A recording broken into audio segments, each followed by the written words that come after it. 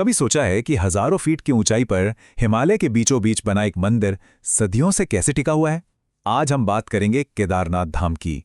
ये सिर्फ एक तीर्थ स्थल नहीं, बल्कि हमारी आस्था और इंजीनियरिंग का एक जीता जागता चमत्कार है।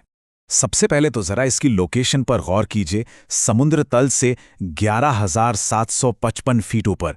इसी जबरदस्त ऊंचाई की वजह से ये जगह इतनी खास और कह सकते हैं इतनी चुनौतीपूर्ण भी है।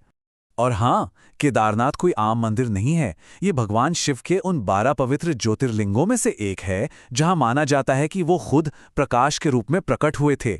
इसीलिए हिंदुओं के लिए सबसे पाक जगहों में से एक है। तो चलिए इस अद्भुत जगह की कहानी में थोड़ा और गहराई से उतरते हैं।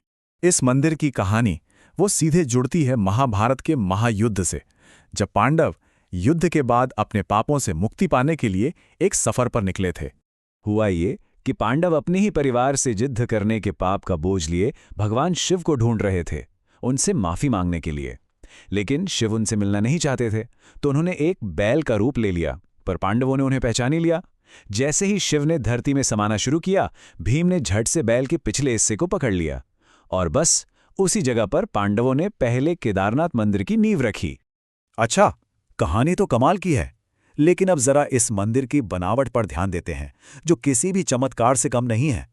ये मंदिर बड़े बड़े भारी भरकम पत्थरों से बना है, और सोचने वाली बात यह है कि ये सैकड़ों सालों से बर्फ, बारिश, तूफान सब कुछ झेल रहा है, लेकिन आज भी उतनी ही मजबूती से खड़ा है।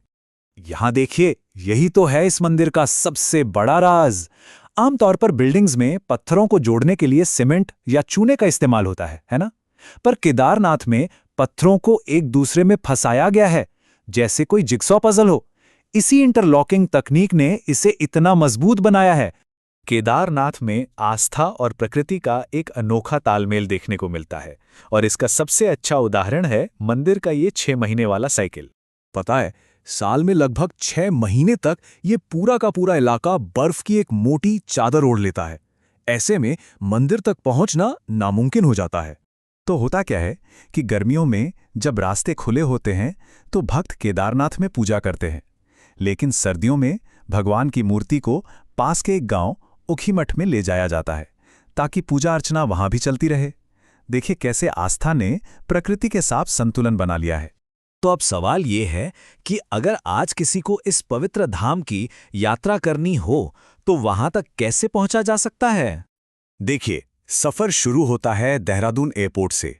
वहां से टैक्सी लेकर गौरीकुंड तक पहुंचा जाता है, और फिर शुरू होती है असली परीक्षा, 16 किलोमीटर की पैदल यात्रा, जो सही मायने में श्रद्धा की परीक्षा है। तो आखिर में एक सवाल मन में रह जाता है कि समय और प्रकृति की हर चुनौती झेलने के बाद भी इन प्राचीन जगहों में ऐसी कौन सी ताकत है जो हमें अपनी ओर खींचती है? क्या इसका जवाब सिर्फ विज्ञान में है, या फिर इसमें आस्था की शक्ति भी शामिल है?